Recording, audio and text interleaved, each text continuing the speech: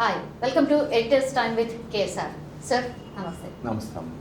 Especially Telangana రాష్ట్రానికి సంబంధించి and particularly BRS పార్టీకి సంబంధించి సార్, మీరు గత 2 ఎపిసోడ్లో ఇలా ఉంటే బాగుంటుంది అని చెప్పారు సార్. ఎస్ సార్, ఈ రోజు ఏం చెప్పబోతున్నారు? ఇది 3వ సలహా అనుకోవచ్చు సార్. Yes sir. ముఖ్యంగానమ్మా, ఏ రాజకీయ నాయకుడైనా కానీ పెద్దరికం, రాజకీయ నాయకుడు పెద్దరికాన్ని తెచ్చుకోవాలి. ఎందుకనంటే తన స్థాయి నాయకులు ఉన్నప్పుడు అవసరం లేదు, తన స్థాయి నాయకులు లేనప్పుడు, అంత వయసులో కానీ అనుభవంలో కానీ లేనప్పుడు తప్పనిసరిగా పెదరాయుడిలాగా మారాలి. అంటే తన ప్రాంతం వారను, తన కులం వారను, తన భాష మాట్లాడేవారను, తన లింగం కలిగిన వారను, అంటే స్త్రీ పురుష అట్లా అసలు తన మతం వాళ్లను, తన దేశానికి ఇవన్నిటికీ అతీతంగా వ్యవహరించాలి. ఆ బాధ్యతను మాజీ ముఖ్యమంత్రి కేసీఆర్ గారు అలవర్చుకోవాలి. రాజకీయం ఒక విధానం అండి, రాజకీయం చేయడానికి ఆయన కేటీఆర్ గారు ఉన్నారు, మీ యువరాజు ఆయన చేస్తారు. కానీ మీరు ఒక పెద్దరికాన్ని అలవాటు చేసుకోవాలి. ఆయన అపవాదుల నుంచి దూరంగా వైదొలగాలి. గత ఎన్నికల్లో తీవ్ర ప్రభావం చూపించినవి అపఖ్యాతి, అపవాదులు. అవేంటంటే ఈయన చెప్పిన మాట మీద ఉన్నాడు, మాట నిలకడలేదు, నోటి దురుస్తనం ఉంది, ఎవరిని ఎప్పుడు ఏ మాటైనా అంటారు అనేది. అంటే మేము బతకనిస్తున్నాము అన్నారు అనుకోండి, ఆంధ్రులు ఇక్కడ, ఆంధ్రులేనా, బాంబే వాళ్ళు లేరా ఇక్కడ, ఇతర రాష్ట్రాల నుంచి వచ్చి వ్యాపారాలు చేసుకుంటున్నారు, ఒరిస్సా వాళ్ళు లేరా, హోటల్స్లో పనిచేసే వాళ్ళందరూ, కార్మికులందరూ కూడా ఎవరండి, బీహార్ వాళ్ళు, ఒరిస్సా వాళ్ళే కదా. అంటే మేము బతకనిస్తున్నాము, వాళ్ళని ఏం అనలేదు అనే మాటలు వాళ్ళని కించిపరిచినట్టు. అసలు అది అసందర్భం. ఇక్కడ ఉండే వాళ్ళందరూ తెలంగాణ వచ్చేసింది, తెలంగాణ బిడ్డలే. దట్ ఈస్ క్లోజ్డ్ వ్యవహారం. అంటే వాళ్ళు ఓటర్స్ కాదని చెప్పి ఏమన్నా ఓర్చుకుంటారు అని చెప్పి అది కూడా అయ్యుండొచ్చు. అదే ఆ దురహంకారం. అది ఎలా కనిపిస్తుందంటే అది ఆయన ఓట్లు తీసుకురాలేకపోగా అదనంగా ఓట్లను పోగొట్టుకునేటట్టు చేస్తుంది. ఆ దురహంకారం పక్కన, అంటే ముత్యాలముగ్గులో రావుగోపాలరావు పక్కన భజంత్రీలు ఉంటారు, వాళ్ళు పెద్దానికి భజంత్రీ కొడతా ఉంటారు, వాళ్ళకి సందడిగా ఉంటుందన్నమాట. అంటే వాళ్ళు ఏదో ఒకటి పదవి ఆహా ఆహా అంటారు, నవ్వు రాకపోయినా నవ్వుతూ ఉంటారు, అబ్బా ఏం మాట్లాడాడు కేసీఆర్, వాహ్వా వాహ్వా అని చెప్పి. అలాంటి వాళ్ళు చేరే కేసీఆర్ గారిని ఈ స్థాయికి దిగదార్చారు. అలాంటి వ్యాఖ్యల వలన, అపఖ్యాతి వలన ఆయన ప్రజలకు దూరం అయ్యారని చెప్పచ్చు. ఇప్పుడు దళితులకి 3 ఎకరాల భూమి వాళ్ళు అడిగారా? ఉప ముఖ్యమంత్రి వాళ్ళు అడిగారా? అడగకంటే ముందే ఈయనే చెప్పారు సార్. చెప్పారు, 3 ఎకరాల భూమి ఇస్తాను, ఉప ముఖ్యమంత్రిని చేస్తాను. మరి ఉప ముఖ్యమంత్రి చేసిన రాజయ్యని ఏ విధంగా గౌరవించారో అది అందరూ చూసిన విషయమే.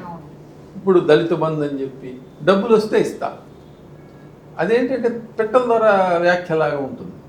నాకు డబ్బులు వస్తే నేను ఈ ఊరంతా బంగారం చేస్తాను, అది ఎవరైనా అంటారా? దానికి ఏముంది? డబ్బులు అంటే ఈయన సంపాదించింది ఏమన్నా వస్తేనా, దాంట్లో ఏదైనా ఆదాయం వస్తే ఇస్తారా దళిత బంధు? అంటే ప్రామిస్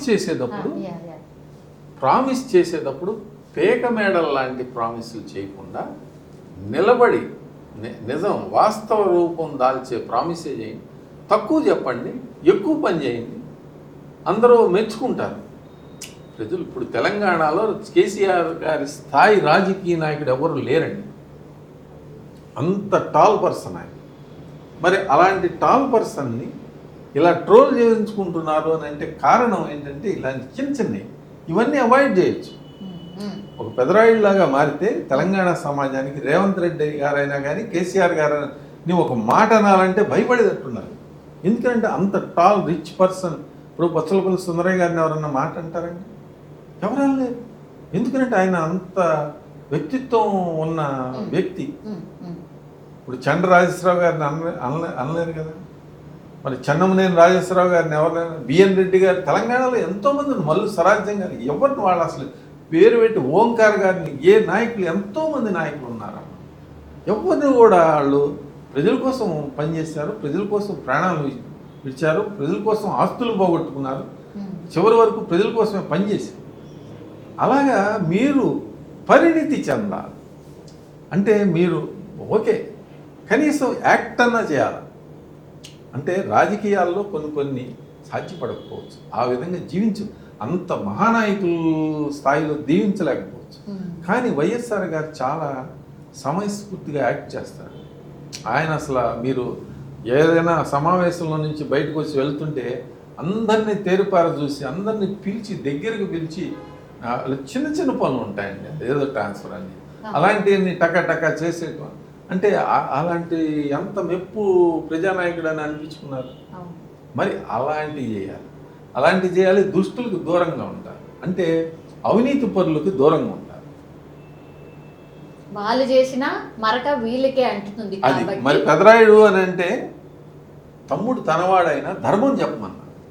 అక్కడప్పుడు ఆ ధర్మపీఠం మీద కూర్చున్నప్పుడు తెలంగాణ కొత్త రాష్ట్రం అండి. ఈ కొత్త రాష్ట్రానికి ఎవరు తీసుకొచ్చింది? మీరే కదా, మీరే పెదరాయుడు. ఆ పెదరాయుడు స్వభావాన్ని అలవర్చుకోండి. ఆ స్వభావాన్ని అలవర్చుకుంటే తప్పకుండా ప్రజలు మీ గురించి పాజిటివ్గా మాట్లాడతా మొదలు పెడతారు. ప్రజా సంఘాల నాయకులను దగ్గర చేర్చుకోండి, వాళ్ళతో మాట్లాడండి, డిస్కస్ చేయండి. ఏది ఉండవల్లి అరుణ్ కుమార్ గారితో డిస్కస్ చేస్తే మీకు రాజకీయ ఉన్నతి రాదు. ఎవరు కూడా ఉండవల్లి అరుణ్ కుమార్ గారు మీ గురించి ఒక ఎక్స్ట్రా ఓటు కూడా తీసుకురాలేదు, ఇంకా ఒక 10-15 ఓట్లు పోగొట్టగలుగుతారు. అంటే నేను ఇది ఒక ఎగ్జాంపుల్. మాట్లాడేటప్పుడు ప్రతి మాట ఆచితూచి మాట్లాడాలి. రాజకీయాల్లో 10 మందిని ఆకట్టుకునేటట్టు ఉండాలి. అసందర్భమైన మాట్లాడకూడదు పెద్ద మనిషిగా. ఇప్పుడు ఈయనకి తెలంగాణ ఎన్నికలు, లోక్సభ ఎన్నికలు, కేసీఆర్ గారిని ఆంధ్రప్రదేశ్ రాజకీయాల గురించి ఆయన అనుమతి లేకుండా ఎవరైనా అడుగుతారా? కావాలని పదే ఒక విలేకరులను పిలిపించుకొని ఇంటర్వ్యూలు ఇచ్చి ఆంధ్రప్రదేశ్ రాజకీయాల్లో ఆయన సొంత జ్యోతిష్యాన్ని పోనీ ఈ జ్యోతిష్యం ప్రశాంత్ కిషోర్ గారి జ్యోతిష్యంలాగా పర్ఫెక్ట్గా 100% యాక్యురేట్గా ఉంటుంది అంటే గెలుస్తారు అని అంటే ఆయనే గెలవలేదు కదా. ఈయన గతంలో చాలాసార్లు జ్యోతిష్యం చెప్పారు. పోనీ ఇప్పుడు అయిపోయింది, తెలంగాణ లోక్సభ ఎన్నికలు కూడా అయిపోయింది. లోక్సభ ఎన్నికల్లో మేము 10 గెలుస్తామని జ్యోతిష్యం చెప్పారు, అది రేపు 4వ తారీఖు తెలుస్తుంది. ఎమ్మెల్సీ ఎన్నికల్లో నిరూపించండి. ఎమ్మెల్సీ ఎన్నికల్లో మీకు ఆర్చ్ రైవల్ మరి మల్లన్న పోటీ చేస్తూ ఉన్నారు. మరి మల్లన్నని గెలిచాలి అని అంటే మీరు ఇంకొక ఎల్లన్ననో పుల్లన్ననో పెట్టుకోవాలి ఆ పోటీగా. మరి ఆ స్థాయి నాయకుడిని పెట్టుకున్నారా?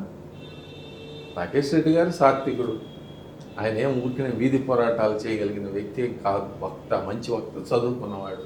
పెట్టారు, బాగానే ఉంది. ఆయన ఎక్కడి నుంచి వచ్చారు? క్రెడెన్షియల్స్. ఇప్పుడు మీరు పెదరాయుడుగా ఉన్నప్పుడు మీకు 3 జిల్లాల్లో ఒక్క నాయకుడు బారాసాకి 10 సంవత్సరాల కాలం పనిచేసిన నాయకుడే దొరకలేదా ఎమ్మెల్సీ ఎన్నికల్లో పోటీ చేయడానికి? అప్పుడే భాజపా నుంచి ఇంపోర్ట్ అయిన నాయకుడే కావాల్సి వచ్చాడా? అంటే ఇలాంటివన్నీ నేనంటే పెదరాయుడు అని అంటే ప్రజలకు పెదరాయుడే, ముందు మీ పార్టీ వాళ్ళకి పెదరాయుడుగా ఉండండి. మీ పార్టీలోనే అందరూ కాడి పారేస్తే ఇప్పుడు కేటీఆర్ గారు తిరుగుతున్నారే, కేటీఆర్ గారు ప్రచారానికి వెళ్ళకపోతే అక్కడ ప్రచారమే లేదండి రాకేష్ రెడ్డి గారికి. అలాంటి పరిస్థితుల్లో ఉంది పార్టీ.